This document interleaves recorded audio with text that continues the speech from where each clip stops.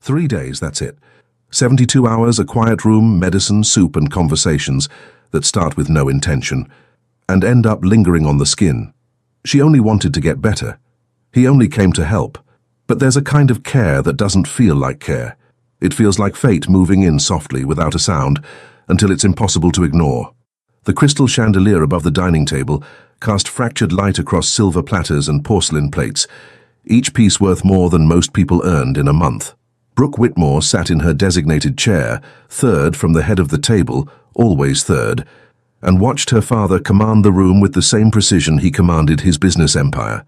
"The merger will triple our holdings in the Northeast," Richard Whitmore announced to the assembly of dark suits and calculated smiles.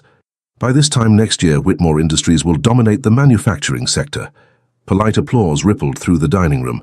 Brooke lifted her wine glass, though she'd barely touched the contents. The deep burgundy liquid caught the light, and for a moment she found herself mesmerized by the way it swirled. "Miss Whitmore, your father tells us you studied business administration at Wellesley." She turned toward the voice, a man in his 50s with steel-grey hair and an expression that suggested he'd already calculated her net worth. "Yes, I graduated last spring." "Excellent institution. My nephew attended there. Well, the men's college, naturally." He laughed at his own joke. The others joined in with practiced timing. Brooke forced a smile, the same smile she'd perfected over 25 years of dinners exactly like this one. Smile. Nod. Appear interested. Never disagree. Never draw attention. Be the perfect reflection of her father's success. The room felt suddenly warmer. She reached for her water glass, but her hand trembled slightly. Strange. She'd felt fine this morning, even during the afternoon preparations for this dinner party. But now heat crept up her neck, and the voices around her began to blur into a single droning hum. "Brooke has been quite valuable in organizing tonight's event," her father was saying, his tone measured, presenting her like another asset in his portfolio. "She has her mother's eye for detail." Across the table, her mother Grace offered a gentle smile, the kind that held years of unspoken words. Brooke tried to return it, but the room tilted slightly. She gripped the edge of the table. "The current market volatility presents unique opportunities," someone said. "If this story is touching your heart, show your support. Leave a like, subscribe to the channel, and share it with your friends. Every action helps us keep bringing you new stories full of emotion. Indeed, risk-averse investors will regret—" The words fragmented. Brooke blinked hard, trying to focus, but the chandelier above seemed to multiply, its lights dancing like stars falling from the sky. The heat intensified, spreading through her chest, her arms, her face. Sweat beaded at her temples despite the air conditioning that kept the mansion perpetually cool. She needed air, or water, or something, anything. Brooke pushed back her chair, too quickly. The scrape of wood against marble echoed louder than it should have. Faces turned toward her, curiosity mixed with mild annoyance at the interruption. "Excuse me," she managed, her voice sounding distant even to her own ears. "I just need—" The floor rushed up to meet her. She heard her mother's gasp, her father's sharp command, the clatter of chairs as people stood, but it all came from very far away, as if she was sinking underwater. Strong hands caught her before she hit the ground, but she couldn't tell whose. The world spun like a carousel broken free of its moorings. "Brooke, Brooke, can you hear me?" Her father's voice, stripped of its usual commanding tone, replaced with something she rarely heard. Fear. She tried to answer, but her tongue felt thick. Her lips refused to cooperate. Darkness crept in from the edges of her vision, soft and inexorable. "Someone call Dr. Harrison immediately. Get her to her room carefully." "Should we call an ambulance?" "No, no ambulances. I don't want this in the papers. Harrison will know what to do." Even through the haze of fever and confusion, Brooke registered that comment. No ambulances, no scandal. No weakness that could be photographed or reported or used against the Whitmore name. She felt herself being lifted, carried through halls she'd walked 1,000 times but couldn't recognize now. Everything blurred together, paintings, doorways, concerned faces of staff who'd known her since childhood. Then softness beneath her, her bed, the familiar scent of lavender from the sachets her mother placed in her closet, cool fabric against her burning skin. Voices continued above her, urgent and worried, but she couldn't grasp the words anymore. The fever pulled her down into a darkness that felt almost welcoming, compared to the spinning chaos of consciousness. Somewhere in the distance, she heard her father on the phone, his words clipped and demanding, "I don't care about your emergency, Harrison. My daughter collapsed. You need to be here now." A pause. Then, "What do you mean, you can't come?" Another pause, longer this time. Brooke could feel her father's frustration even through the fever haze. "Fine, send him. But this better not be a mistake." "Him? Send who?" The questions formed sluggishly in her mind but found no answers. The darkness was winning, pulling her deeper into fevered dreams where chandeliers fell like rain and dinner parties lasted forever. In her last moment of semi-consciousness, Brooke felt a cool cloth against her forehead, her mother's gentle touch, no doubt, and heard whispered words of comfort that might have been a prayer. Then nothing but heat and darkness, and the distant sense that everything was about to change, though she couldn't have said why. The night pressed in through her bedroom windows, and somewhere in the city beyond the mansion's walls, a young doctor received an urgent call that would redirect the course of his entire life. But Brooke Whitmore knew none of this yet. She only knew the fever and the fear and the strange certainty that when she opened her eyes again, nothing would ever be quite the same. Tyler Simmons locked his car and stared up at the Whitmore mansion, its windows glowing like small moons against the night sky. He'd grown up with wealth, understood its language and customs, but something about this particular display of affluence felt different, colder perhaps, more fortress than home. His phone buzzed again, the third message from his father in 10 minutes. "The patient is Richard Whitmore's daughter. Handle this with care, son. Richard is particular about privacy." Tyler pocketed the phone and grabbed his medical bag. At 31, he'd spent enough time in medicine to know that wealth didn't prevent illness, and particular about privacy usually meant terrified of appearing human. He'd treated enough high-profile patients to recognize the pattern. What he didn't expect was the protective instinct that flared the moment Richard Whitmore opened the door himself, his usually immaculate appearance slightly disheveled, his eyes carrying a vulnerability that seemed at odds with his reputation. "Dr. Simmons, thank you for coming on such short notice." "Of course, Mr. Whitmore. Your daughter, Brooke, she's upstairs. My wife is with her." Richard's jaw tightened. "She's never collapsed like this before. Never been seriously ill. I don't understand what happened." Tyler followed him through halls that felt more like a museum than a home, past paintings that probably cost more than his medical school debt, but he barely noticed. His mind was already shifting into professional mode, running through possibilities.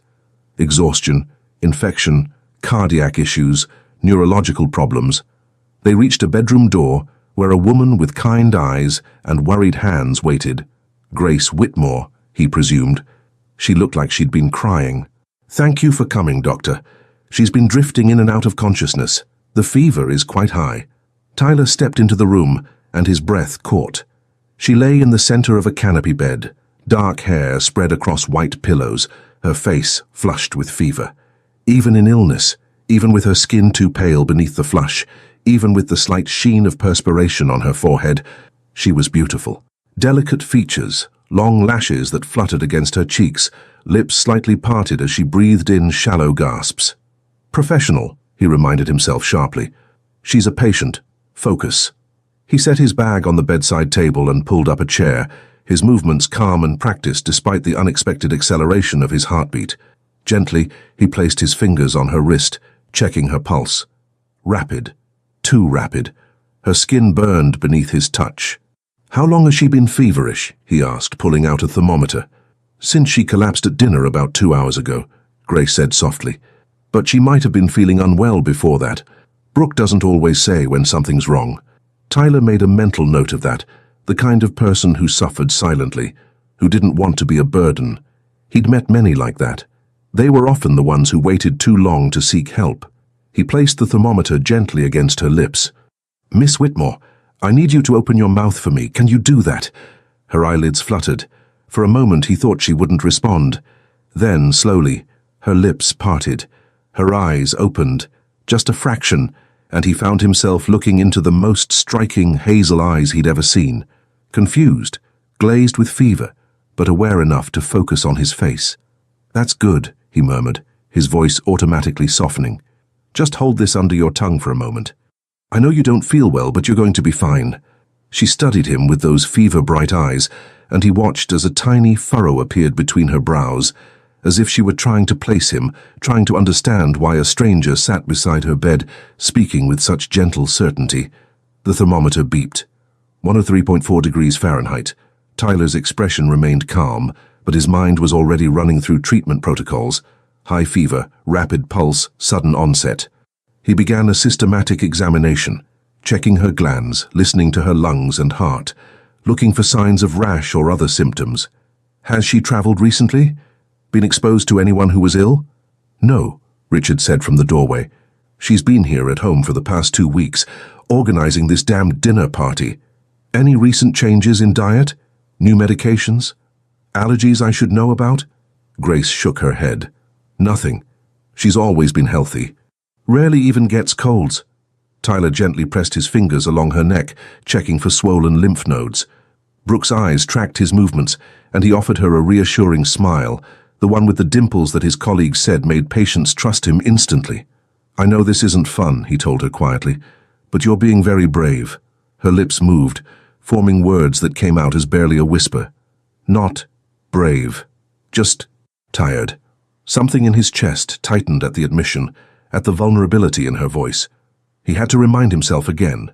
Patient. Professional distance. Focus on the diagnosis. Based on her symptoms, I'd say we're looking at a severe viral infection, possibly influenza, he said, turning to address her parents. The good news is that with proper care and monitoring, she should recover fully. The bad news is that the next 72 hours are critical.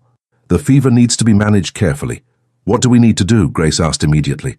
Tyler began outlining the treatment plan. Fluids, fever reducers, monitoring, rest. He was halfway through explaining when Richard's phone rang. The businessman's face went from concerned father to corporate commander in an instant. I have to take this. He stepped out of the room. Tyler could hear the muffled conversation in the hallway. Something about Frankfurt, a merger, contracts that needed to be signed in person. When Richard returned, his expression was conflicted. There's a situation. In Europe. I need to fly out tonight. Richard, Grace began. I know the timing is terrible, but this deal has been in negotiation for 8 months. If I'm not there to sign tomorrow, we lose everything. He looked at Tyler. How serious is this? Tyler chose his words carefully. She needs constant monitoring. Temperature checks every few hours, ensuring she stays hydrated, watching for any deterioration in her condition. We have staff, Richard said, but his tone suggested he already knew that wasn't enough. She needs someone with medical training, Tyler replied. Someone who knows what warning signs to look for. The silence stretched. Brooke made a small sound of discomfort, shifting restlessly in the bed. Without thinking, Tyler reached out and adjusted the blanket over her shoulders, his touch gentle and automatic. That simple gesture seemed to decide something for Richard Whitmore. Would you stay? The question came out more plea than command. I'll pay whatever you require, He glanced at his daughter, and his carefully constructed composure cracked slightly. She's all I have. I mean, all we have. Grace and I. Tyler looked at Brooke, her face flushed with fever, her breathing shallow, her fingers clutching the sheet as if anchoring herself against the discomfort. He thought about his fully scheduled week, the patients he'd need to rearrange, the sleep he'd miss. Then she opened her eyes again and looked directly at him, those hazel depths holding a wordless question, and he knew his answer before he even spoke it. I'll stay. The first light of dawn crept through the curtains, painting Brooke's bedroom in shades of rose and gold. Tyler sat in the armchair he'd pulled beside her bed, a medical chart balanced on his knee, noting her vitals from the night's monitoring. Every 2 hours, like clockwork, he checked her temperature, listened to her breathing, ensured she was stable. She stirred, her eyelids fluttering open. For a moment, confusion clouded her features, the disorientation of waking in familiar surroundings that felt strange. Then her gaze found him, and something shifted in her expression. You're still here, she whispered, her voice rough from sleep and fever. Tyler set down the chart and leaned forward, automatically reaching to check her forehead with the back of his hand. Still warm, but not as burning as last night. Where else would I be? I thought maybe I dreamed you. He smiled, those dimples appearing. Not a dream, though I apologize if I disturbed your sleep with all the temperature checks. You were gentle. The words came out softer than she'd intended, and color rose to her already flushed cheeks, though this time he suspected not entirely from fever. Professional, Tyler reminded himself, even as something warm unfurled in his chest at her words. She's vulnerable right now. She needs a doctor, not whatever else you're thinking. But God, she was beautiful even like this. Especially like this, actually. Unguarded, honest, without the careful mask he'd glimpsed last night before she collapsed. Her dark hair tumbled over the pillows in waves that caught the morning light, and those hazel eyes held a directness that made him want to know every thought behind them. "How do you feel?" he asked, forcing himself back to clinical assessment. "Like I was trampled by horses." She tried to sit up, but he gently pressed her shoulder back down. "Not yet. You need to take it slowly." He poured water from the pitcher on the nightstand. "Small sips. Your body's been through a lot." Brooke accepted the glass, their fingers brushing in the exchange. The contact lasted only a second, but Tyler felt it like a spark of static electricity. From the way her hand trembled slightly, he thought she might have felt it too. She drank carefully, watching him over the rim of the glass with an expression he couldn't quite read. "My parents? Your mother checked on you around midnight, but I assured her you were stable and sent her to get some rest. Your father's flight left at 2 a.m. "Of course it did." There was no bitterness in her tone, just resignation. "A merger in Frankfurt waits for no one, not even his sick daughter." Tyler heard the hurt beneath the acceptance. The years of coming second to business deals and corporate empires. He recognized it because he'd seen it before. In his own childhood, actually, before his father had learned to balance ambition with presence. "He was worried about you," Tyler offered. "He made me promise to call him every 6 hours with updates." "And have you?" "Called him at midnight and 6 a.m. Told him your fever was responding to treatment and you were resting comfortably." He paused. "He asked if you'd woken up yet. When I said no, he sounded disappointed." Something flickered across her face. Surprise, perhaps, that her father had asked. That he'd cared enough to sound disappointed. Before she could respond, Tyler stood and pulled a small bottle from his medical bag. "Time for your medication." Her nose wrinkled immediately, a gesture so unexpectedly childlike that he had to suppress a laugh. "I hate taking pills. I gathered that from the notes your mother gave me. Apparently, you've been difficult about medicine since childhood." "I'm not difficult," Brooke protested, eyeing the pill bottle with clear distaste. "I just don't like swallowing things that taste like chalk and chemicals." "This one's coated. You'll barely taste it." That's what they all say. Now Tyler did laugh, a warm sound that filled the quiet room. "Are you always this stubborn with your doctors, Miss Whitmore? Are you always this bossy with your patients, Dr. Simmons?" Their eyes met, and the air between them shifted, became charged with something neither of them had permission to acknowledge. Tyler looked away first, pouring another glass of water. "The medication will help bring down your fever," which is still too high, by the way. "How high?" "High enough that you need to take this without arguing." He held out the pill and the water glass, his expression gentle but firm. Brooke stared at the medication like it had personally offended her. Tyler waited, patient, knowing that pushing wouldn't work with someone like her. She needed to choose, even if the choice was obvious. Finally, with a dramatic sigh that made her seem younger than 25, she took the pill and water. She swallowed quickly, grimacing. "Happy now?" "Ecstatic," he said dryly. "Though I think you deserve an Oscar for that performance." "I wasn't performing. It really was terrible. The pill was in your mouth for exactly 1.3 seconds. I timed it. That's 1.3 seconds too long." They looked at each other and suddenly they were both laughing. Her laughter ending in a small cough that made him immediately reach for her hand, concerned. "I'm fine," she assured him, but she didn't pull her hand away. Neither did he. Tyler told himself it was professional comfort, support for a patient having a coughing spell, but the way his thumb unconsciously stroked across her knuckles suggested otherwise. The way her fingers curled slightly into his grip suggested she noticed. "You should rest more," he said quietly, finally reluctantly, releasing her hand. "Your body needs time to heal. Will you stay?" The question came out vulnerable, almost shy. "I mean, you don't have to.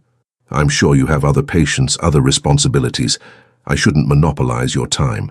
"Yes," Tyler thought. "You absolutely should. I want to be monopolized by you. I want to sit in this chair and watch you sleep and make sure nothing ever hurts you again." But what he said was, "I promised your father I'd monitor you for 72 hours, So yes, Miss Whitmore, I'm afraid you're stuck with me.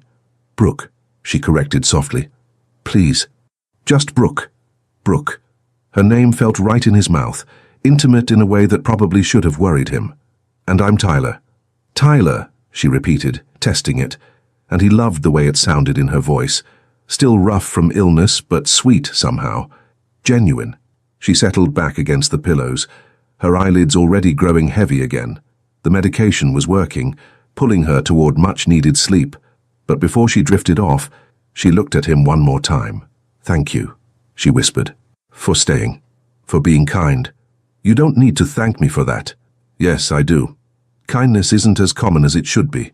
Tyler watched her slip into sleep, her breathing evening out, her face relaxing into peace. And he thought about that statement, about what kind of life she'd lived where basic kindness was something remarkable enough to warrant gratitude. He settled back into his chair, preparing for another day of vigil, and tried very hard not to think about how natural this felt. How right it seemed to be here, watching over her, protecting her even from something as invisible as a virus. Outside the window, the world was waking up. Inside this room, something else was beginning, fragile and unnamed, but undeniably real. Tyler ran his hand through his hair, a nervous habit he'd never quite broken, and opened his medical journal to document her progress. But his mind kept drifting back to the way she'd said his name, and the warmth of her hand in his, and the growing certainty that these 72 hours were going to change everything. By the second day, Brooke's fever had dropped to 100.8, still elevated, but trending in the right direction.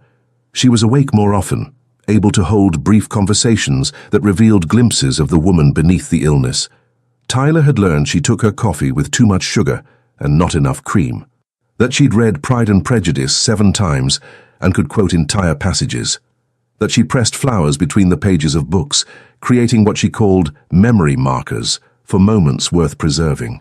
Like bookmarks? He'd asked, bringing her soup that she'd protested was too hot, then too cold, then actually just right. No, not like bookmarks. She'd stirred the soup absently, her expression thoughtful. More like capturing something beautiful before it fades. A reminder that lovely things existed, even if they don't last forever. Tyler had felt something tighten in his chest at that, at the quiet melancholy in her voice, the suggestion of someone who expected beauty to be temporary. Now, as afternoon sunlight streamed through the windows, she sat propped against pillows, looking almost like herself again. Color had returned to her cheeks, natural color this time, not fever flush. But there were shadows under her eyes that spoke of restless sleep and dreams she didn't mention. Tell me about being a doctor, she said suddenly, setting aside the book she'd been pretending to read. Why medicine? Tyler looked up from the email he'd been composing on his phone, rescheduling appointments, delegating cases, managing his practice from this makeshift bedside office. That's a complicated question. I have time. And you're contractually obligated to stay here for another, she glanced at the clock, 36 hours, so you might as well tell me. He smiled at her logic.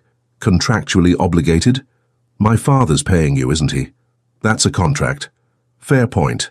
Tyler set down his phone, giving her his full attention, something he'd noticed she seemed unused to receiving. I wanted to be a doctor because I believe in helping people, not with money or business deals or corporate strategy, with something more fundamental.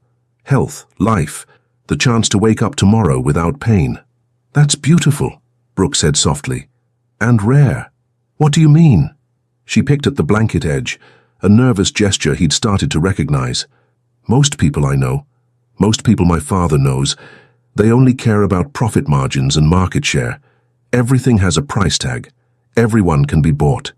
You don't believe that. It wasn't a question.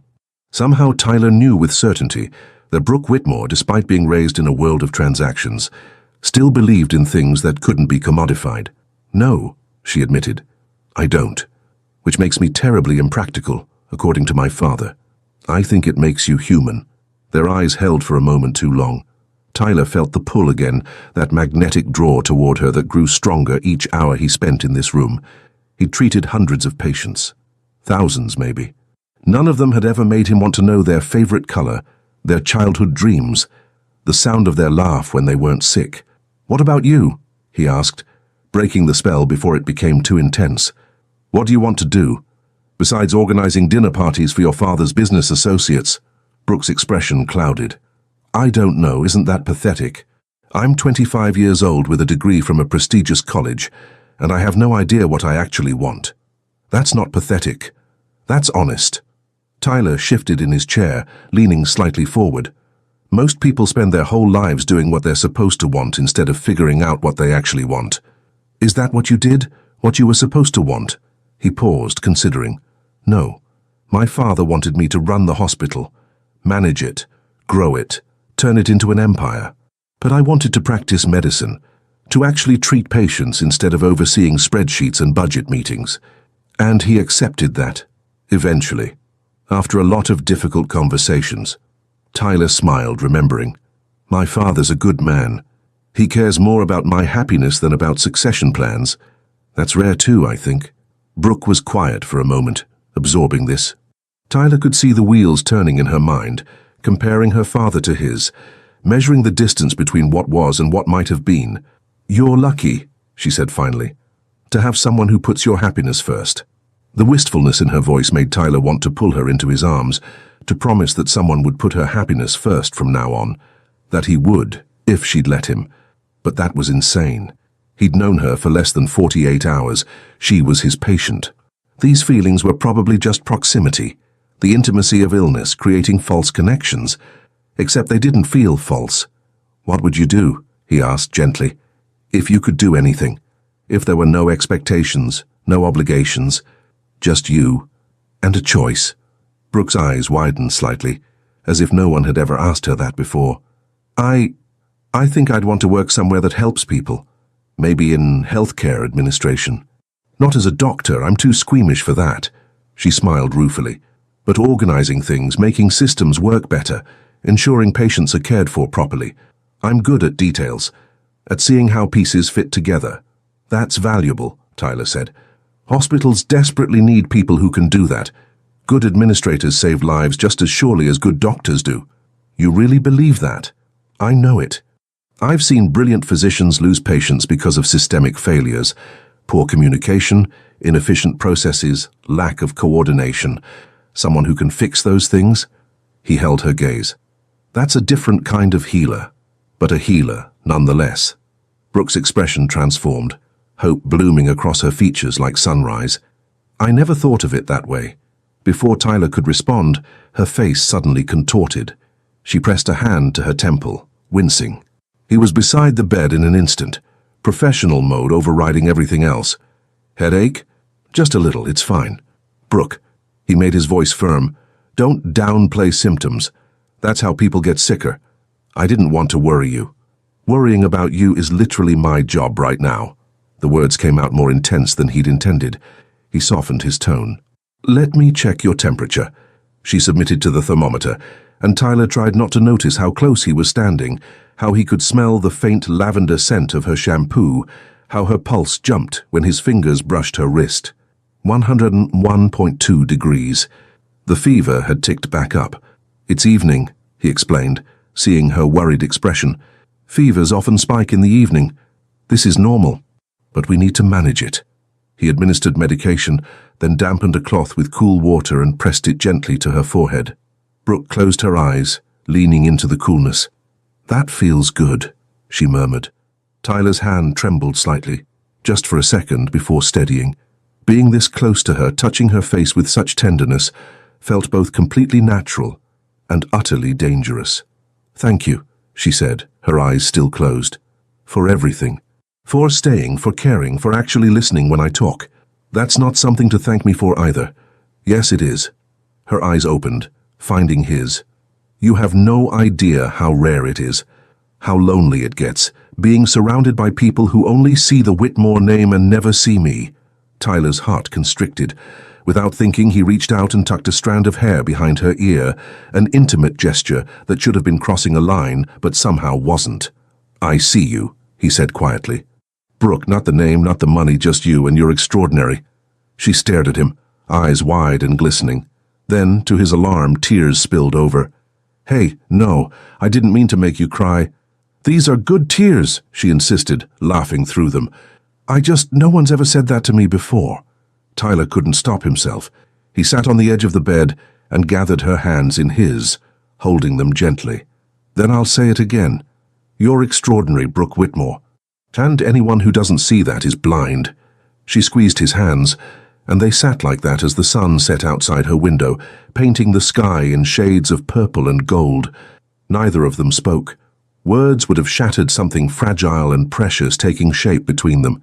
Eventually she yawned, the medication and fever pulling her towards sleep again. "Rest now," Tyler said, reluctantly releasing her hands. "Will you stay? While I sleep? I'm not going anywhere." She smiled, already drifting. "Promise?" Tyler looked at her, this beautiful, lonely, resilient woman who'd been invisible to everyone who should have seen her, and felt something shift irrevocably inside him. "Promise," he whispered. And as he settled back into his chair for another night of vigilance, Tyler Simmons had to finally admit the truth. He was falling for his patient. Spectacularly, irrevocably, impossibly. And he had absolutely no idea what to do about it. The morning of the third day arrived with golden sunshine and the sound of birds outside Brooke's window. She woke to find Tyler standing near the glass, silhouetted against the light, his broad shoulders relaxed but his posture suggesting deep thought. "You're awake," he said without turning, and she wondered how he'd known, if he'd somehow sensed the change in her breathing, the small shift of fabric as she moved. "So are you. Did you sleep at all?" Now he did turn, and the smile he gave her was tinged with something bittersweet. "A few hours. I'm used to irregular sleep schedules. Doctor's life." Brooke sat up slowly, testing her body's response. No dizziness, no overwhelming fatigue. The headache from last night had faded to nothing. She felt normal, almost disappointingly normal. "My fever's gone, isn't it?" Tyler approached the bed, and she noticed he moved more slowly than usual, as if reluctant. "Let me check." The thermometer confirmed what they both already knew. 98.6 degrees. Perfect. Healthy.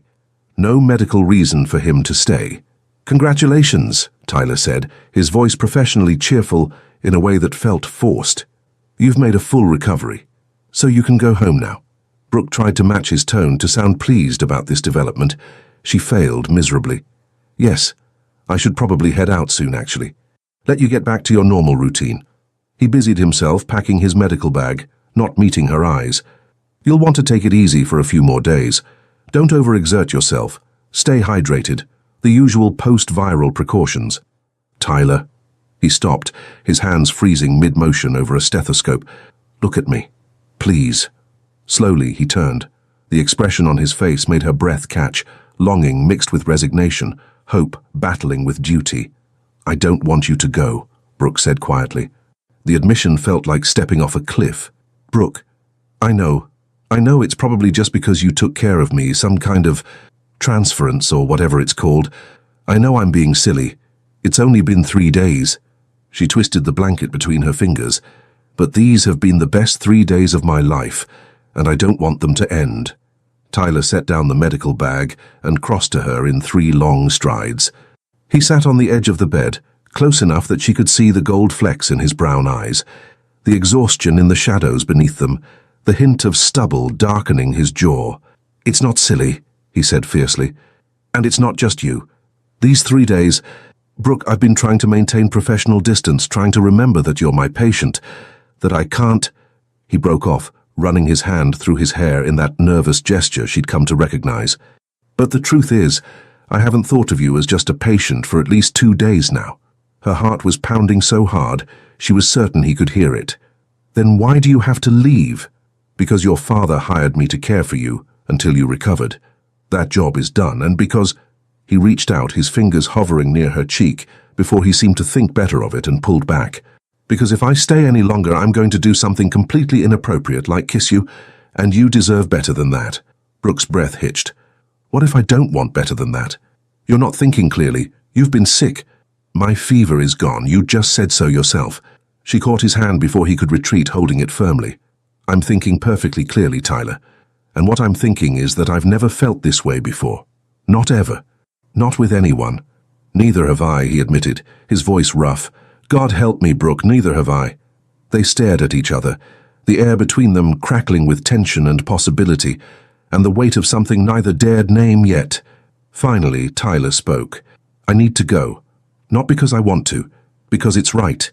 You need time to recover fully, to get your strength back, to be sure these feelings are real and not just circumstance."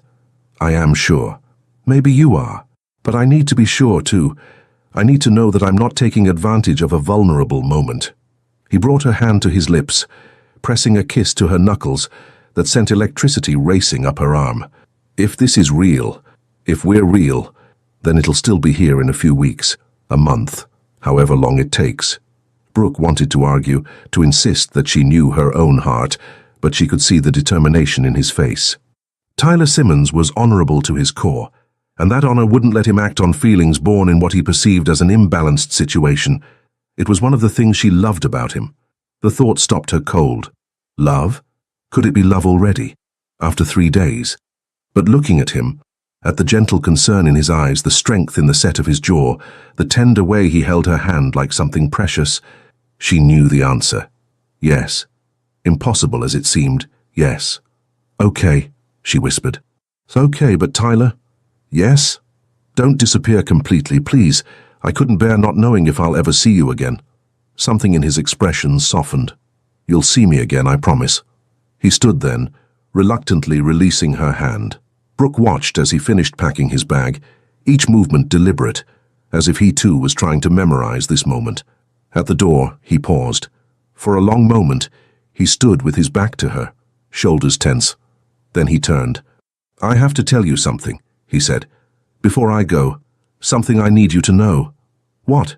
He crossed back to the bed in 2 strides, cupped her face in both hands with exquisite gentleness, and looked into her eyes with an intensity that stole her breath. "I believe in love at first sight. I always have. People mocked me for it, said I was naive, romantic to a fault, living in fantasy. But I never stopped believing." His thumb traced her cheekbone with feather-light pressure. 3 nights ago I walked into this room expecting to treat a fever. Instead I found the woman I've been waiting for my entire life. Tears sprang to Brooke's eyes. "Tyler..." "Shh, let me finish." He smiled, those dimples appearing, though his eyes remained serious. "I don't know what happens next. I don't know how we navigate your father or my career, or the fact that we met in the strangest possible circumstances. But I know that what I feel for you is real. And I know that I'm going to fight for the chance to see where this goes." "I feel it too," she whispered. "I thought I was losing my mind, feeling this much this fast. But it's real.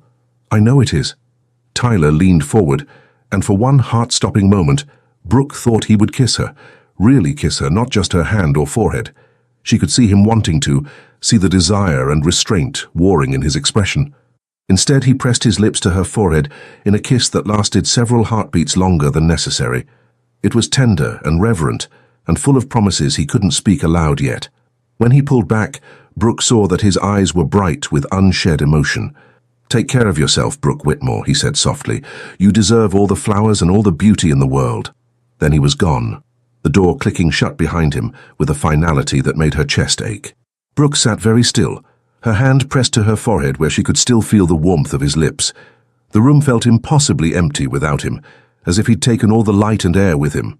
On the nightstand, she noticed something white, a piece of paper folded once. With trembling hands, she picked it up and opened it. "Cuide-se.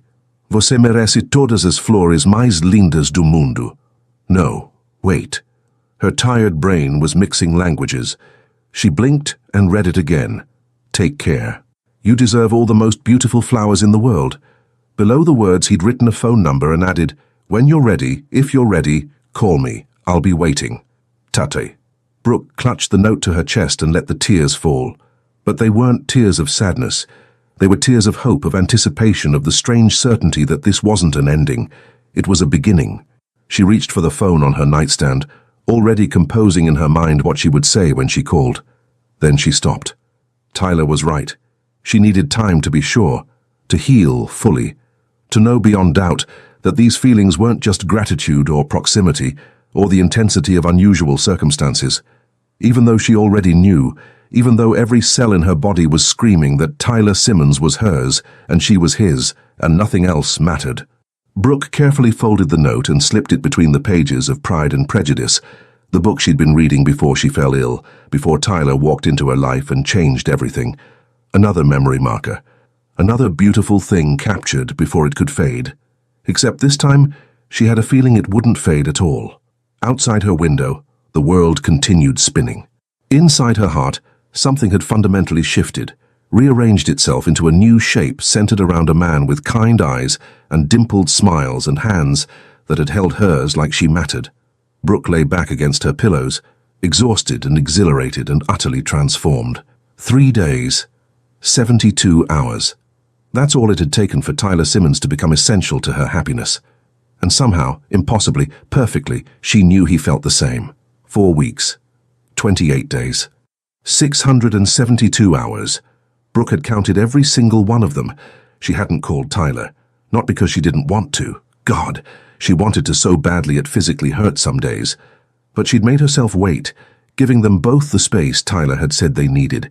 Proving to herself that these feelings were real, lasting, not just a fever dream that would dissipate in the harsh light of normal life. The feelings hadn't dissipated. If anything, they'd grown stronger.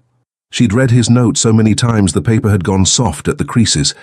She'd picked up the phone 100 times, dialed half the number, then stopped. What would she say? Hi, remember me, the sick girl you took care of? I'm still hopelessly in love with you? Instead, she'd thrown herself into job searching, determined to take control of her life the way she'd promised herself she would. When the position at Memorial Hospital came up, administrative coordinator for patient services, it felt like fate. She'd researched the hospital thoroughly, impressed by their patient care ratings and community outreach programs. Never once had she connected the dots between Memorial Hospital and Dr. Harrison, Tyler's father. Never once had she wondered if Tyler might work there too. Not until her first day, standing in the lobby with her new employee badge clipped to her collar and her stomach fluttering with first-day nerves, did she see the donor plaque near the main entrance, the Harrison family wing, dedicated to compassionate care. Brooke's heart had stopped, then started again, beating triple time. It's a big hospital, she'd told herself firmly. Even if he works here, you probably won't run into him. Different departments, different schedules, different worlds. She'd almost believed it. You must be Brooke. A woman about her age with bright red curls and an infectious smile approached, hand extended. I'm Sarah Chen, charge nurse on the 3rd floor. We'll be working together a lot. Welcome to Memorial. Brooke shook her hand gratefully, relieved to have a friendly face. Thank you. I'm excited to be here. And nervous. Is it that obvious? Only because I remember my first day. I was so terrified I hid in the supply closet for 10 minutes. Sarah linked her arm through Brooke's companionably. Come on, I'll show you where the good coffee is. The cafeteria stuff will kill you, but there's a secret stash in the nursing station. As Sarah led her through the maze of corridors, chattering about hospital politics and which doctors were pleasant versus which ones were nightmares, Brooke felt herself relaxing. Maybe this would be okay. Maybe she could build a life here, do meaningful work, and Tyler, if he was even here, would just be a bittersweet memory. Her heart called her a liar, but she ignored it. The administrative office was on the 2nd floor, a bustling hub of activity where Brooke was introduced to what felt like 50 people in 15 minutes. Her supervisor, Margaret, was a no-nonsense woman in her 60s who explained Brooke's duties with military precision. You'll coordinate between departments, Margaret said, clicking through screens on Brooke's new computer. Patient transfers, scheduling, ensuring smooth communication, it's detail-oriented work. Requires someone who can see the big picture while managing the small pieces. That's exactly what I want to do, Brooke said, meaning it. This was perfect. Helping people, using her organizational skills, being part of something that mattered. The morning flew by in a blur of training, system passwords and procedure manuals. By lunch, Brooke's head was spinning with information, but she felt energized rather than overwhelmed. Lunch? Sarah appeared at her desk like a cheerful whirlwind. I'm meeting some of the other nurses in the cafeteria. You should come. Fair warning, they're nosy and will interrogate you about your entire life history. Brooke laughed. Sounds terrifying. It is. But they're also the best people you'll ever meet. Come on. They headed for the elevators, Sarah still chattering about hospital gossip. Apparently, 2 of the residents were secretly dating. The head of cardiology was retiring, and there was a betting pool about which attending would crack first under the pressure. The elevator doors opened. Empty. They stepped inside. "Oh, and Dr. Simmons is back from his conference," Sarah continued as she pressed the button for the ground floor. "He's the chief of medicine and basically the nicest human being alive. You'll love him. Everyone does. There's another Dr. Simmons too, the founder's son, but he's usually in the ER or doing rounds." Brooke's heart seized. She opened her mouth to ask which Dr. Simmons, but the elevator stopped on the third floor before she could form words. The doors slid open. Tyler Simmons stood there, a tablet in one hand and a coffee cup in the other, his white coat unbuttoned over blue scrubs. He was looking down at the tablet, frowning at something on the screen, his hair slightly mussed as if he'd been running his hands through it. He stepped forward automatically, still reading, and only looked up when he was fully inside the elevator.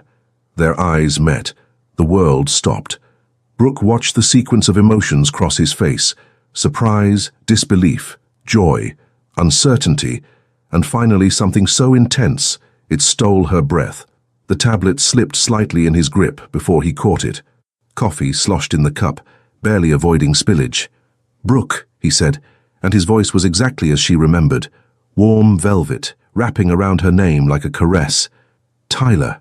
She barely managed to get the word out. Sarah looked between them, her eyes widening with delight and curiosity.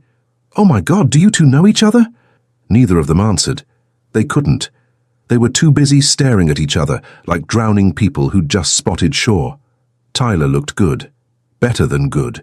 The shadows under his eyes from his vigil in her room were gone, replaced by healthy vitality. But there was something in his expression, a longing, a question, a hope that mirrored everything she felt. She started. "You're," he said at the same time. They stopped. The silence stretched, charged with 4 weeks of absence and wondering and counting hours. "You work here," Tyler finally said. Not a question, a statement of wonder. "I just started. Today." This morning. Brooke was acutely aware of Sarah watching them with barely concealed fascination. "I didn't know, I saw the Harrison wing, but I didn't connect." "Neither did I. About you working here, I had no idea." He took a step closer, then seemed to remember they weren't alone and stopped. "How are you?" "Fully recovered." "Yes, completely. No relapses or complications." She was babbling. She didn't care. "How are you?" "Good. Busy." "I've been—" He stopped and something flickered across his face. "I've been thinking about you. A lot." Sarah made a small squeaking sound. They both ignored her. "I've been thinking about you too," Brooke admitted. "Every day." The elevator dinged. Ground floor. The doors opened. None of them moved. "This is where we get off," Sarah said helpfully, though she made no move to leave either. Tyler seemed to shake himself. "Right. Yes. I need to—" He looked at Brooke with such naked longing that her knees went weak. "Can we talk later, when you're done with work?" "Yes." The answer came instantly, definitively. "Yes, please. I'll find you. What department?" "Patient services, second floor." "I know where that is." He smiled then, that dimpled smile that had haunted her dreams for 4 weeks, and Brooke felt her heart expand with so much feeling she thought she might burst. "I'll come by around 6. "If that's okay." "It's perfect." They stared at each other for another long moment. Then Tyler stepped out of the elevator, walking backward so he didn't have to stop looking at her. He nearly collided with an orderly pushing a wheelchair. "Sorry," he called, but he was grinning and so was Brooke, and the elevator doors closed on the image of him standing in the lobby, disheveled and coffee-stained and absolutely beautiful. The instant the doors shut, Sarah grabbed Brooke's arm. "Okay, spill. Everything. Now, who is that man and why were you two looking at each other like you're the only people in the universe?" Brooke leaned against the elevator wall, her legs suddenly shaky, her heart racing, her entire body thrumming with joy and anticipation, and the overwhelming relief of seeing him again. "That," she said, unable to stop smiling, "is the man I'm going to marry." The words surprised her as much as they surprised Sarah, but the moment she said them, Brooke knew they were true. She didn't know how, she didn't know when, but somehow, someway, Tyler Simmons was her future, and from the way he'd looked at her, like she was the answer to a question he'd been asking his entire life, she thought maybe, just maybe, he knew it too. Sarah squealed. Oh my God, this is the most romantic thing I've ever witnessed, and I've seen a lot of hospital romances, let me tell you, but none of them had that kind of chemistry. None of them made the air literally crackle. She studied Brooke's face. You're serious, aren't you? This isn't just a crush. It's not a crush. Brooke touched her chest, where her heart was still racing. It's everything. The elevator doors opened again. They stepped out into the cafeteria level, but Brooke barely noticed her surroundings. Her mind was still in that elevator, reliving every second of seeing Tyler again. 4 weeks of waiting. 4 weeks of wondering if what they'd felt was real or just a product of unusual circumstances. One look had answered that question definitively. It was real. It was so real, it terrified her. And in approximately 6 hours, they would finally have the conversation they'd both been waiting for. Brooke followed Sarah to a table full of chattering nurses, but she couldn't have said what they talked about if her life depended on it. Her mind was already at 6 o'clock, already planning what she would say, how she would explain 4 weeks of silence, whether she should admit she'd almost called him every single day. Across the hospital, in the emergency department, Tyler Simmons stood in a supply closet and tried to remember how to breathe. She was here. Brooke was here, working in his hospital, close enough to see every day. It felt like a gift, like fate. Like every romantic notion he'd ever believed in proving itself true. He pulled out his phone and stared at it. Then, before he could overthink it, he sent a text to his best friend and colleague, Marcus. Something impossible just happened. I saw her. She's here. The response came almost immediately. The mystery woman from the patient care call? The one you've been moping about for a month? Tyler smiled despite himself. I haven't been moping. You've been pathetic. We've had interventions planned. So what happened? She works here now in patient services. I ran into her in the elevator. And we're meeting after her shift. Marcus, I think she's the one. You've thought that since day one, my friend. The question is, what are you going to do about it? Tyler looked at his phone, at the question that had been haunting him for 4 weeks.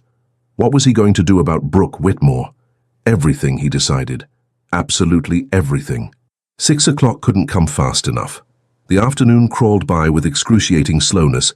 Brooke tried to focus on Margaret's explanations of filing systems and patient transfer protocols, but her mind kept drifting to Tyler. The way he'd looked at her, the coffee that had nearly spilled, that smile. Sarah appeared at her desk every 30 minutes, with increasingly transparent excuses. Just checking if you need anything. Wanted to see how training's going. Thought you might want a snack. Finally, around 4 o'clock, she perched on the edge of Brooke's desk and dropped all pretense. Okay, I can't take it anymore. You have to tell me the story. Who is Dr. Simmons to you? Brooke glanced around the open office. Several co-workers were within earshot, trying very hard to look like they weren't listening. Not here, she murmured. Sarah nodded knowingly and grabbed her arm. Supply closet, now. They squeezed into a cramped space smelling of antiseptic and fresh linens. Sarah closed the door and crossed her arms expectantly. Talk. So Brooke did. She told Sarah everything. The dinner party, the collapse, Tyler arriving to care for her, the 3 days that changed everything, the note, the 4 weeks of waiting. And then I walk into an elevator on my first day of work, and there he is, Brooke finished, her voice soft with wonder. Like the universe decided we'd waited long enough. Sarah's eyes were suspiciously bright. That's the most beautiful thing I've ever heard. And trust me, working here, I've seen plenty of romance. But this is different. It is different, Brooke agreed. It's terrifying and perfect, and I have no idea what happens next. What happens next is you meet him at 6 o'clock and tell him exactly how you feel. Sarah squeezed her hand. No games, no pretending to be cool. Just honesty. What if my father finds out? He'll lose his mind if he knows I'm seeing Tyler. Is your father running your life, or are you? The question landed like a punch. Brooke thought about the past 4 weeks, how she'd applied for jobs, chosen this position, started taking control of her own story. Was she really going to let her father's opinions stop her now? I am, she said firmly. I'm running my life. Then run it toward that gorgeous doctor who looks at you like you hung the moon. At 5:55, Brooke's hands were shaking as she tidied her desk. Margaret had left an hour ago. Most of the administrative staff had cleared out. The office was quiet except for the distant sounds of the hospital, monitors beeping, overhead pages, the everyday symphony of healing. Sarah had long since returned to her floor, but not before giving Brooke a fierce hug and whispering, "Be brave." Brooke was trying, but brave was hard when your entire future felt balanced on the edge of a single conversation. At precisely 6 o'clock, Tyler appeared in the doorway. He'd changed from scrubs to dark jeans and a grey Henley that made his shoulders look impossibly broad. His hair was still slightly damp, as if he'd showered. He looked nervous and hopeful, and so handsome it hurt. "Hi," he said. "Hi." They stared at each other across the empty office, neither moving. The air felt heavy with everything unsaid. "I brought something," Tyler said finally, stepping forward. He held out a small bouquet, wildflowers, delicate and colorful, wrapped in simple brown paper. "I remembered what you said, about pressing flowers in books. I thought maybe—" Brooke crossed the space between them and took the flowers with trembling hands. "They're perfect. So are you." The words were so simple, so sincere that tears sprang to her eyes. "Tyler, Can we go somewhere?" he interrupted gently. "To talk. Somewhere that's not your office or my hospital?" She nodded. "Yes, please." They walked out together, side by side, but not touching, though Brooke was hyper-aware of every inch of space between them. Tyler's hand was so close to hers. It would take nothing to bridge that gap.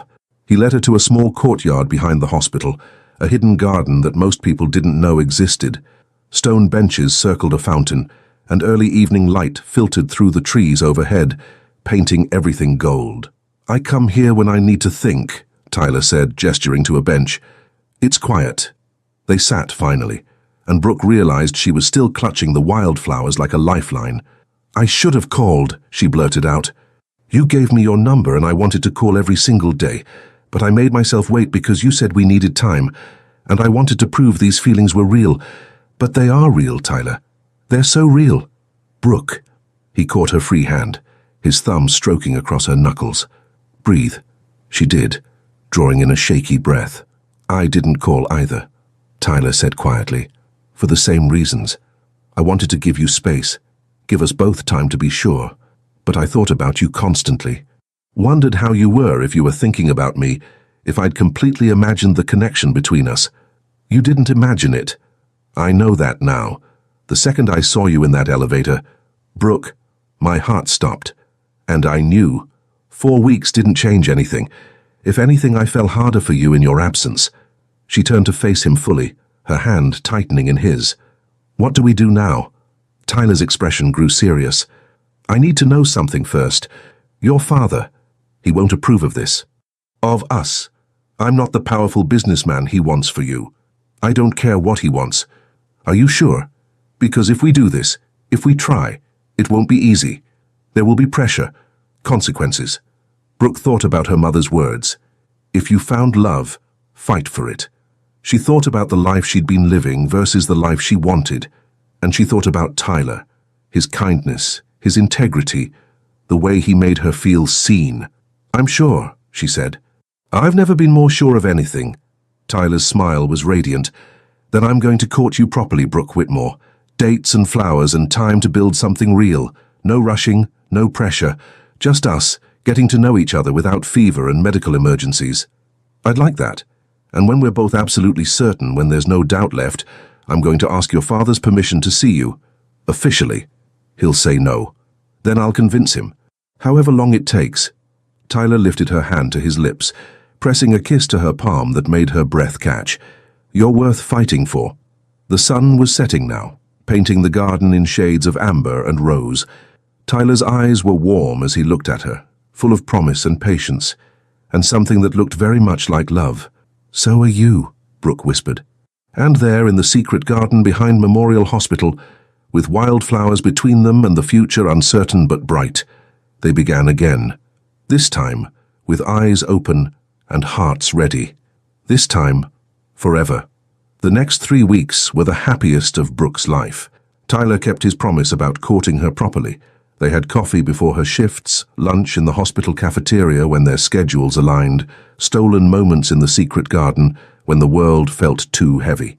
Every interaction was chaperoned by circumstance, co-workers nearby, patients needing attention, the constant flow of hospital life. But oh, those moments still felt like magic. Tyler had a habit of bringing her small gifts. Not expensive things, Her father's world was full of expensive things. Instead, Tyler brought her wildflowers from the farmer's market, a book of poetry he thought she'd like, a smooth stone he'd found on his morning run that was the exact color of her eyes. "You're spoiling me," she'd protested after he presented her with a beautiful feather he'd spotted in the garden. "Impossible," he'd replied, tucking a strand of hair behind her ear with heart-stopping tenderness. "You deserve the world, Brooke. I'm just giving you tiny pieces of it." She pressed every flower between the pages of books. She carried the stone in her pocket. She read the poetry and found herself crying at the beauty of words she'd never fully appreciated, before Tyler showed her how to see them. At work, Brooke flourished. Margaret praised her attention to detail and patient-centered approach. She streamlined communication between departments, caught scheduling conflicts before they became problems, and developed a reputation for solving the unsolvable. Sarah became her closest friend, covering for her when Tyler appeared with transparent excuses to visit the administrative office.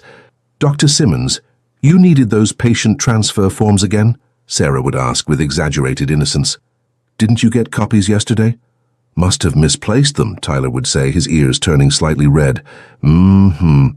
"Brooke, can you help the good doctor find what he needs?" Then Sarah would disappear, leaving them alone for precious minutes where they could talk without audience. During one of these stolen moments, Tyler reached across Brooke's desk and caught her hand. "Come somewhere with me this weekend." "Where?" "It's a surprise, but I promise you'll love it." His thumb traced circles on her palm, and she wondered if he knew what that simple touch did to her heart rate. "Tyler, if my father finds out—" "I know, but Brooke, I'm going crazy only seeing you here. I want to take you somewhere we can just be ourselves. No hospital, no work, no hiding." His eyes were intense, pleading. "Please, trust me." How could she say no to that face, to the hope and longing written so clearly in his expression? "Okay," she whispered. "Yes." His answering smile could have powered the entire hospital. Saturday arrived with clear blue skies and nervous anticipation. Brooke told her mother she was meeting a friend, not entirely a lie since Tyler was her friend in addition to being so much more. Grace had given her a knowing look but said nothing, just squeezed her hand in silent support. Tyler picked her up 3 blocks from her house, and the moment she slid into his car everything felt right. He looked different outside the hospital, more relaxed in jeans and a navy sweater that made his eyes seem darker. "Where are we going?" Brooke asked as he pulled into traffic. "You'll see." They drove for an hour, talking about everything and nothing. Tyler told her about medical school, about his father's expectations and his own dreams.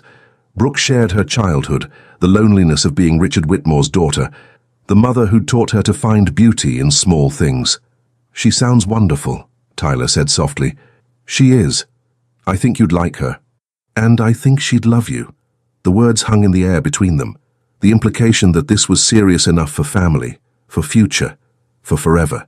Tyler reached over and laced his fingers through hers. "I hope I get to meet her someday, properly." They arrived at a botanical garden outside the city, sprawling acres of flowers and trees and winding paths. Tyler had packed a picnic basket, sandwiches and fruit and chocolate-covered strawberries that made Brooke laugh with delight. They walked through gardens exploding with color. Tyler pointed out different species, telling her their meanings in the language of flowers. Roses for love, forget-me-nots for true love and memories, daisies for innocence and loyal love. "How do you know all this?" Brooke asked, enchanted. "I looked it up. After I met you. I wanted to make sure I gave you the right flowers." Her heart melted completely. They found a secluded spot beneath a willow tree, its branches creating a private curtain from the world. Tyler spread a blanket, and they sat close, closer than they could at the hospital, though still maintaining that careful distance that spoke of restraint and respect. "This is perfect," Brooke sighed, leaning her head on his shoulder. "Thank you." Tyler's arm came around her, holding her carefully, like something precious. "I wanted to give you a day that was just ours. No work, no worries, no watching eyes. We can't hide forever." "I know." His voice grew serious. "I've been thinking about that. About your father. About the right way to handle this." Brooke lifted her head to look at him. "And? I want to talk to him. Soon. Ask for his blessing to court you officially." "Tyler. He'll refuse. He's already planning to introduce me to some business partner's son. Someone appropriate." Tyler's jaw tightened. "I don't care how many appropriate suitors he parades in front of you. You're not a business transaction, Brooke. You're a person, and you deserve to choose your own path. I choose you, she said simply. The words seemed to undo something in Tyler. He cupped her face in both hands, his eyes searching hers with desperate intensity. I'm falling in love with you, he said, voice raw. I think I've been falling since the moment I saw you fevered and fighting to stay conscious. And every day since has just made me fall harder. Tears spilled down Brooke's cheeks. I'm already there. I love you, Tyler. Completely. He wiped her tears with his thumbs, his touch unbearably gentle. Then he leaned forward slowly, giving her every chance to pull away. She didn't. Their lips met in the softest brush, a whisper of a kiss, tentative and sweet. Tyler pulled back slightly, his forehead resting against hers. Not yet, he whispered, though it clearly cost him. When I really kiss you, when I kiss you the way I want to, it needs to be right. After your father knows, after there's no secrets between us and the world. Brooke wanted to argue, wanted to pull him back and kiss him until neither of them could breathe. But she understood. Tyler's honor wouldn't let him take what hadn't been earned. Soon, she asked. Soon, he promised. I'm meeting with your father next week. He'll say no. Then I'll change his mind. Brooke looked at Tyler, at his determination, his integrity, his unwavering belief that love was worth fighting for, and felt hope bloom in her chest. Maybe, just maybe, they had a chance. The Memorial Hospital annual charity gala was the social event of the season. Brooke had helped organize it, coordinating with caterers and decorators, ensuring every detail was perfect. She'd never imagined she'd actually attend. Then Tyler had appeared at her desk 3 days before, formal and nervous. I know this is complicated, but would you come with me? As my date? She should have said no, should have remembered that her father would be there, that being seen publicly with Tyler would cause exactly the kind of scene they'd been trying to avoid. But looking into his hopeful eyes, remembering his promise to talk to her father, feeling the weight of all the stolen moments and hidden feelings, she couldn't deny him, couldn't deny herself. Yes, she'd whispered. Now, standing in the grand ballroom of the Riverside Hotel, wearing a floor-length emerald gown that made her feel like someone from a fairy tale, Brooke's hands trembled as she smoothed the silk fabric. You look beautiful. She turned. Tyler stood there in a perfectly tailored tuxedo, and her breath caught. He was devastatingly handsome. Dark hair styled back, strong jaw clean-shaven, those warm eyes drinking her in like she was something miraculous. So do you, she managed. He smiled, dimples appearing. Men aren't beautiful. You are. Tyler offered his arm, and she took it, feeling the solid warmth of him even through the fabric. They entered the ballroom together. The space was transformed, crystal chandeliers casting golden light, tables draped in white and silver, a string quartet playing soft classical music. Hundreds of guests mingled, doctors and donors and prominent citizens, all dressed in their finest. Brooke spotted her father across the room, deep in conversation with hospital board members. He hadn't seen her yet. Dance with me, Tyler murmured, leading her toward the floor, before she could think about consequences. The moment his hand settled at her waist, everything else faded. Brooke placed her hand on his shoulder and they began to move, their bodies finding rhythm as naturally as breathing. I've been wanting to do this since the moment I saw you tonight, Tyler said quietly, his eyes never leaving hers. Actually, since the moment I met you, I wanted to hold you like this. Tyler, I know we're in public, that your father's here, that this is risky. His hand tightened slightly at her waist. But I'm tired of hiding how I feel. I love you, Brooke, and I want the world to know it. Her heart soared. I love you too. So much it scares me. They moved together, lost in each other as the music swelled. Brooke rested her head against his shoulder, and Tyler's arms came around her more fully, holding her close in a way that left no doubt about his feelings. She could feel eyes on them, curious glances, whispered speculation.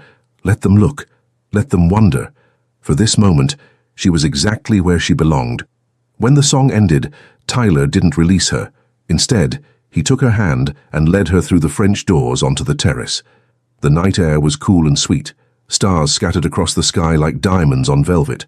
They were alone, the sounds of the party muted behind glass. Brooke, Tyler said, and something in his voice made her pulse race. He cupped her face in both hands, his touch achingly gentle. The way he looked at her, like she was everything, like she held his entire world in her hands, made tears spring to her eyes. "I can't wait anymore," he whispered. "I need to kiss you, really kiss you. May I?" She could only nod, words beyond her. Tyler lowered his head slowly, giving her time to change her mind, to pull away. She didn't. She leaned into him, rising on her toes, meeting him halfway. Their lips met softly at first, a gentle exploration, a question being asked and answered. Then Tyler's hands slid into her hair, and Brooke gripped his lapels, and the kiss deepened into something that stole every coherent thought. He kissed her like she was precious and necessary, like he'd been waiting his whole life for this moment. His lips moved against hers with tender urgency, and Brooke felt herself melting, surrendering to feelings so intense they bordered on overwhelming. When they finally broke apart, both breathing hard, Tyler rested his forehead against hers. "I love you," he breathed. "God, Brooke, I love you so much. I love you too. I love—" What the hell is going on here? They sprang apart. Richard Whitmore stood in the doorway, his face dark with fury. "Father, I can explain." "You." Richard pointed at Tyler, his voice shaking with rage. "You were supposed to care for her when she was ill, not seduce her." "Sir, it's not like that," Tyler began. "I don't want to hear it." Richard grabbed Brooke's arm. "We're leaving now." "No." The word came out stronger than Brooke expected. "No, Father. I'm not a child you can just order around. You're my daughter, and you will not disgrace this family by throwing yourself at the first man who shows you attention." Tyler stepped forward, his jaw tight. "Mr. Whitmore, I understand your concern, but I need you to know I love your daughter. My intentions are completely honorable." "Honorable?" Richard laughed bitterly. "You're a doctor, a good one, I'm sure, but you're not in her league. Brooke needs someone who can provide stability, security, a future worthy of her. I can provide all of that. Not the way I can arrange." Richard's grip on Brooke's arm tightened. "I have someone for her to meet, someone appropriate, and you will stay away from my daughter. That's not a request." He dragged Brooke inside, leaving Tyler alone on the terrace under the stars.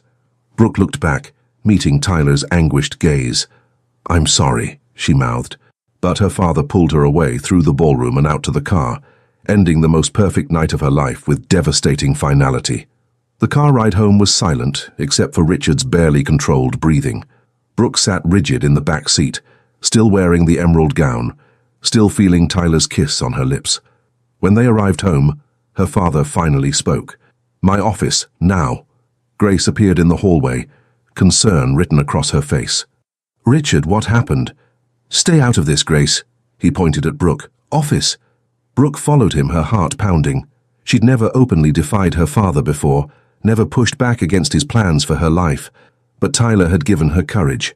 Tyler had shown her what it meant to be seen, valued, loved for who she was rather than what she represented.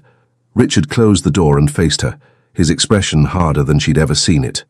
"Explain yourself." "I'm in love with him," Brooke said simply. "I'm in love with Tyler Simmons, and he loves me." "Love." Richard spat the word like poison. "You think love matters? You think feelings pay bills or build empires or secure futures? I think love matters more than any of that. You're being naive, childish." He moved to his desk, pouring scotch with shaking hands. "I've given you everything.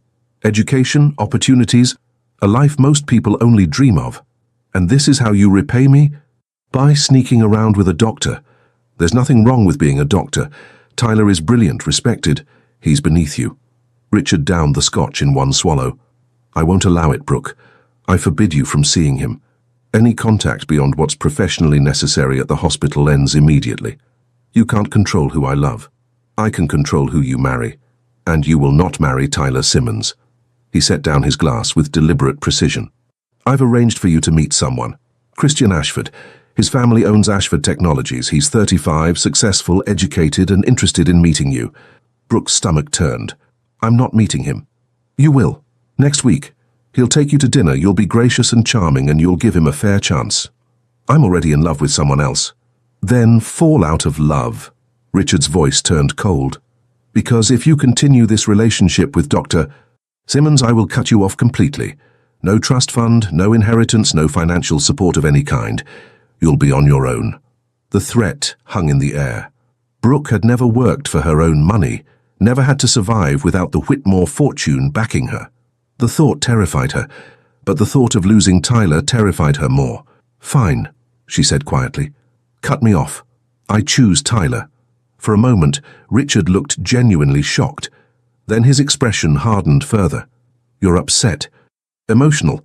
We'll revisit this conversation when you've had time to think clearly." He moved toward the door. "Until then, you are forbidden from seeing Tyler Simmons outside of work. Is that understood?" Brooke said nothing. "Is that understood?" Richard repeated louder. "I heard you," she whispered. He left, closing the door with controlled force. Brooke collapsed into a chair, shaking. The next morning at work, everything changed. Tyler wasn't waiting by her office. Didn't appear with transparent excuses. When they passed in the hallway, he barely looked at her, just a tight nod and quick greeting before hurrying away.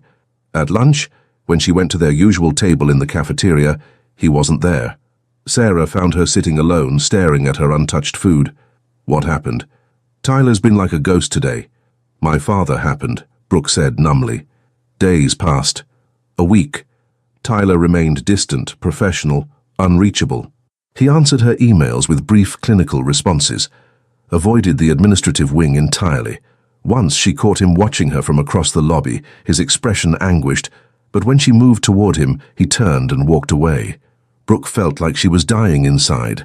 Christian Ashford took her to dinner at the city's most expensive restaurant. He was handsome in a generic way, spoke intelligently about market trends and investment strategies, and showed absolutely no interest in who she actually was. He treated the dinner like a business negotiation, outlining what he could offer, what he expected in return. Brooke smiled politely and counted the minutes until she could leave. "I think we'd make an excellent match," Christian said as he walked her to her car. "Your father agrees. Perhaps we could do this again next week." "Perhaps," she lied. She drove home and cried until she had no tears left. Tyler had given up on them. He'd chosen safety over love, distance over fight. She understood why. Her father was formidable, the threats real, the consequences severe. But understanding didn't make it hurt less. 2 weeks after the gala, Brooke had resigned herself to heartbreak. Tyler had made his choice. Now she needed to figure out how to live with hers.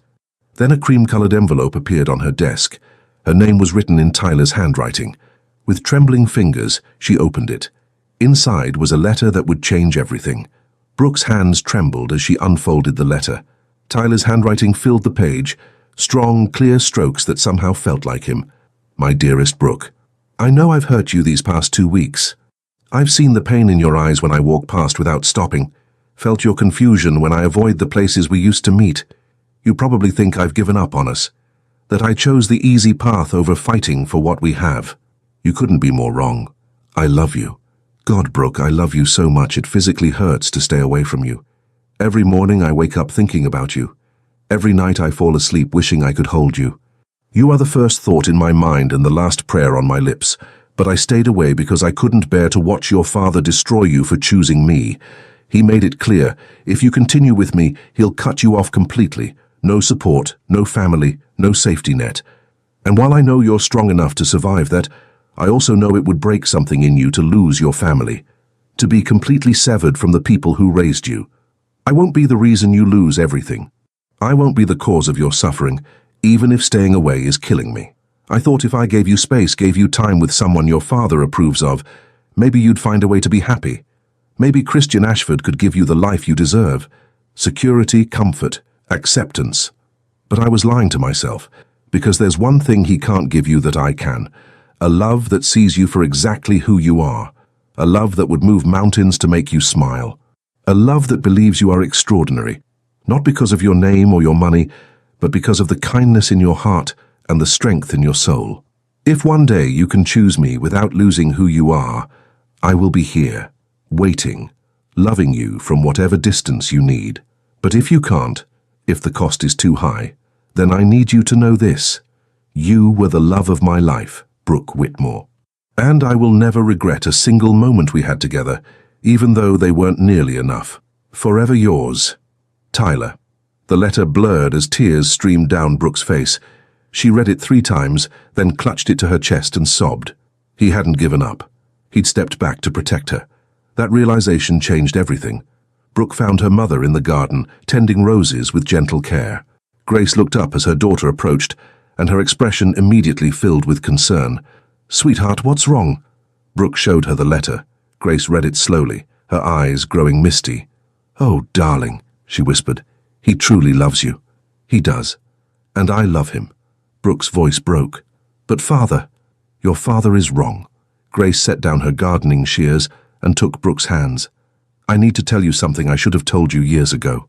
When I was your age, I was in love with someone. A teacher. He was brilliant and kind, and he saw me, really saw me, in a way no one else ever had. What happened? My father disapproved, said I needed to marry someone with money and status. So I did. I married your father because it was expected, because I was too afraid to fight for what I wanted." Grace's eyes filled with tears. "Richard is a good man in his own way. But I've spent 30 years wondering what my life would have been if I'd been brave enough to choose love instead of obligation. Mother, don't make my mistake, Brooke. True love is rare. If you found it, fight for it with everything you have. The money, the status, the approval, none of it matters if you're not happy." Grace cupped Brooke's face. "I would rather have you poor and joyful with the man you love than rich and miserable in a marriage of convenience." Brooke threw her arms around her mother and cried. Grace held her, stroking her hair the way she had when Brooke was small. "What do I do?" Brooke whispered. "You be brave. You stand up to your father, and you go get the man you love." That night, Brooke made her decision. She wasn't her mother. She wouldn't spend her life regretting roads not taken. She would fight. For Tyler. For love. For the life she deserved. And nothing, not her father's money, not his threats, not his disapproval, would stop her. Brooke walked into her father's study without knocking. Richard looked up from his paperwork, surprised. "I need to speak with you," she said firmly. "Brooke, if this is about Dr. Simmons again—" "It is. And you're going to listen." She stood tall, her mother's courage flowing through her veins. "I'm in love with Tyler. I'm going to be with him whether you approve or not." Richard's face darkened. "I've already told you the consequences. Then enforce them. Cut me off. Disown me if you have to." Brooke's voice remained steady despite her racing heart. "But I won't live my life according to your blueprint anymore. I won't marry someone I don't love just to maintain appearances or business connections. You're throwing away your future." "No, Father. I'm claiming my future. For the first time in my life, I'm choosing what I want instead of what you want for me." She moved closer to his desk. "Tyler is a good man. He's honorable, successful, and he loves me for who I am, not for the Whitmore name or fortune. That should be enough for you. It's not about him being good, it's about what's best for you. Then trust that I know what's best for me. Trust that you raised me well enough to make my own decisions." Brooke's eyes filled with tears. "Please, Father, I don't want to lose you, but I will if that's what it takes to keep Tyler." Richard stared at her for a long moment, seeing perhaps for the first time the woman his daughter had become. Strong, determined, certain of her path. "You're serious about this," he said quietly. It wasn't a question. Completely. He sighed heavily, suddenly looking older. "I only wanted to protect you. I know. But I don't need protection from love. I need your blessing to pursue it." Richard said nothing more. Brooke waited, hoping, but when he turned back to his paperwork in silent dismissal, she understood. He wasn't ready to accept this. Maybe he never would be. But she'd made her stand. Now she needed to claim her prize. Brooke drove to Memorial Hospital, her heart pounding so hard she could barely breathe. It was nearly 9 at night. Tyler would likely still be there. He always stayed late. She found him in his office, head bent over patient files, exhausted lines around his eyes. "Tyler." He looked up, and the hope that flashed across his face before he could hide it nearly broke her. "Brooke, you shouldn't be here. Your father—" "I don't care what my father thinks." She crossed the room in quick strides. "I got your letter." Tyler stood slowly, his eyes never leaving hers. "I meant every word. I know. And I need you to know something too." She stopped in front of him, close enough to see the gold flecks in his eyes, to feel the warmth radiating from his body. "I choose you, I choose us. I told my father tonight that I'm going to be with you, and if he can't accept that, then I'll walk away from everything." "Brooke, no, you can't give up your family for me. I'm not giving them up. I'm fighting for what I want, and what I want is you." She reached up and cupped his face in her hands. "I love you, Tyler Simmons, and I'm not letting you go. Not now, not ever." Tyler's control shattered. He pulled her against him and kissed her with desperate intensity, a kiss that held 2 weeks of separation and longing and love too powerful to contain. Brooke kissed him back with everything she had, her fingers tangling in his hair, her body pressed against his. This was right. This was home. This was worth every risk, every consequence, every sacrifice. When they finally broke apart, both breathing hard, Tyler rested his forehead against hers. "I love you," he whispered. "God, Brooke, I love you so much." "Then stop trying to protect me from loving you back. We're in this together. Whatever comes next, we face it together." Tyler pulled back just enough to look into her eyes. "Together," he agreed. "Always." He kissed her again, softer this time but no less meaningful. And in that small office, with medical charts scattered around them and the hospital humming beyond the walls, they sealed their promise to each other. No more distance. No more hiding. No more letting fear win. Just love. Pure, fierce, unshakable love. And it was only the beginning. 3 weeks passed.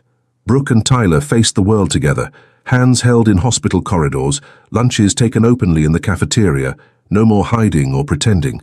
Richard Whitmore maintained his cold silence. Grace offered quiet support, slipping Brooke encouraging notes and making sure she knew she was loved, even if her father couldn't say it. Then Dr.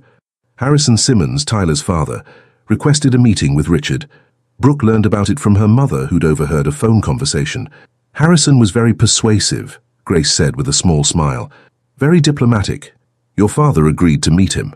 2 days later, Richard came home looking thoughtful rather than angry. He said nothing about the meeting, but Brooke noticed him watching her differently, less like a disobedient child, more like a puzzle he was trying to solve.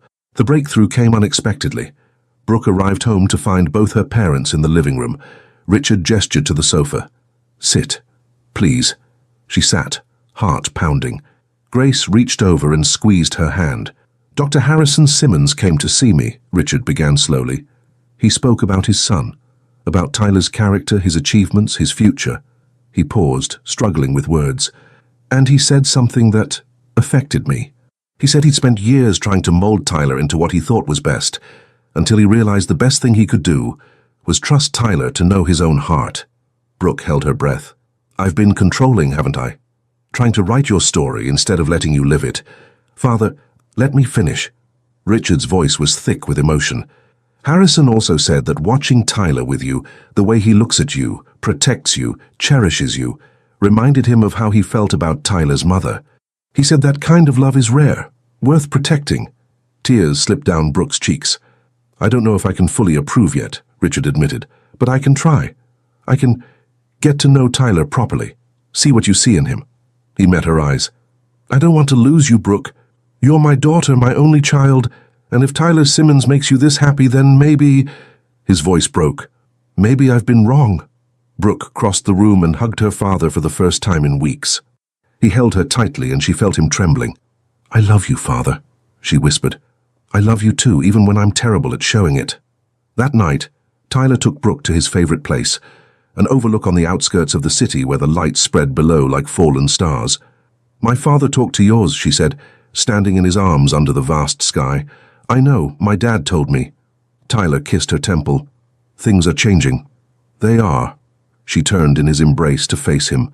"Tyler, I want to be with you. Really be with you, no more waiting." His eyes darkened with understanding and desire. "Brooke, I'm sure. We've waited long enough. I love you, and I want to show you exactly how much." Tyler cupped her face, his touch reverent. "Are you absolutely certain?" "I've never been more certain of anything." He kissed her then, slow and deep and full of promise. When he pulled back, his eyes held a question and an answer all at once. "Come with me." He'd prepared everything. A blanket spread beneath the stars, candles sheltered from the wind, rose petals scattered like blessings. "You planned this?" Brooke whispered, overwhelmed. "I hoped. I wanted it to be special for you, for us." What followed was tender and beautiful and sacred. Tyler touched her like she was made of starlight and prayers. Every kiss was worship. Every whispered word of love was a vow. Brooke surrendered herself completely. Not just her body, but her heart, her soul, her future. and Tyler gave himself just as fully, showing her with gentle hands and passionate kisses exactly how deeply he cherished her. They moved together, as if they'd been made for this moment, two halves finally becoming whole. When Brooke gasped his name, Tyler caught the sound with his lips, holding her close as pleasure and love merged into something transcendent. Afterward, wrapped in the blanket with Tyler's arms around her and stars wheeling overhead, Brooke had never felt so complete. "I love you," Tyler murmured against her hair. "Forever, Brooke. This is forever." "Forever," she agreed, her heart overflowing. Under the infinite sky they held each other and dreamed of the future that was finally, beautifully theirs. The months that followed were filled with gradual healing. Richard invited Tyler to dinner, awkward at first with stilted conversation and careful politeness, but Tyler's genuine respect and obvious devotion to Brooke slowly won him over. By the third dinner, Richard was asking about Tyler's work with actual interest rather than interrogation. "You're good for her," Richard admitted one evening, the words clearly difficult. "I can see that now. And Harrison raised you right." It was the closest thing to a blessing Brooke could have hoped for. 8 months later, the wedding took place in a garden exploding with flowers. Roses and peonies and wildflowers that reminded Brooke of every bouquet Tyler had ever given her. She walked down the white runner on her father's arm, wearing a flowing ivory gown with delicate lace sleeves. Richard's eyes were suspiciously bright. "He's a good man," he whispered, as they approached the altar. "Be happy, sweetheart." "I will be, Father." "I am." Tyler waited beneath an arch of white roses, his expression transforming from nervous anticipation to absolute awe as she came into view. When she reached him, he took her hands and whispered, "You're more beautiful than all the flowers in the world combined." She laughed through happy tears. "You said that to me once before, and I'll say it every day for the rest of our lives." The ceremony was simple and perfect. Their vows were honest promises spoken from overflowing hearts. When the officiant pronounced them husband and wife, Tyler kissed her with such tender passion that the guests erupted in applause. The reception was filled with joy, Sarah making a hilarious speech about elevator encounters, Harrison welcoming Brooke to the family with genuine warmth, even Richard toasting the couple with words about love surprising us when we least expect it. As they danced their first dance, Tyler held Brooke close and whispered, "This is just the beginning, Mrs. Simmons." "I can't wait for everything that comes next," she whispered back. 18 months later, Sunday morning, sunlight filled their kitchen. Tyler hummed as he prepared coffee, completely content in their small but perfect home. Brooke watched from the doorway, hands hidden behind her back, heart threatening to burst from her chest. When he turned and saw her expression, his smile faded to concern. "What's wrong?" She couldn't speak, could only bring her hands forward and offer the small gift box. Tyler's brow furrowed as he opened it. Then he went completely still, staring at the tiny white baby shoe nestled in tissue paper. "Brooke?" His voice was barely a whisper. "Are you?" She nodded, tears streaming down her face. "We're going to be 3. The coffee cup crashed to the counter as Tyler crossed the kitchen in 2 strides. He lifted her and spun her around, laughing with pure joy. Then he set her down carefully, so carefully, and dropped to his knees. He pressed his forehead against her still flat stomach, his hands gentle on her hips. "Hi, little one," he whispered. "I'm your daddy, and I already love you so much." Brooke ran her fingers through his hair, crying and laughing simultaneously. Tyler stood and kissed her with reverence, his hands cradling her face. "You've given me the world once," he murmured. "And now you're giving me the universe." "We're in this together," Brooke reminded him, echoing words spoken long ago. "Always together." "Always," Tyler agreed. Outside, birds sang their morning songs. Inside, a young family stood wrapped in each other's arms, their love story still unfolding in the most beautiful ways. From a chance meeting during illness to a love that would span lifetimes, Tyler and Brooke had found what everyone searches for and few ever find. A love worth fighting for. A love that transforms. A love that endures. And as they stood in their sun-filled kitchen with dreams of their child growing between them, they knew without doubt that the best chapters were still ahead. Together. Always together. Forever. Leave your comment and share this story with someone special. It truly helps us keep bringing new stories to you.